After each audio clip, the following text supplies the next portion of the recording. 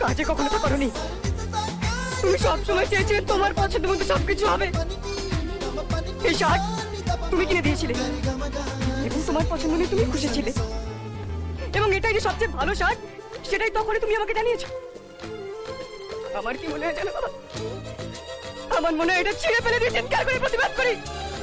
আমাকে অফিসে যেতে বললে আমি অফিসে যাই, কিন্তু আমি যাবার আগে তুমি সব কাজ ছেড়ে রাখো। অফিস স্টাফেরা আমাকে দেখে হাসে বাবা, আমাকে দেখে হাসে।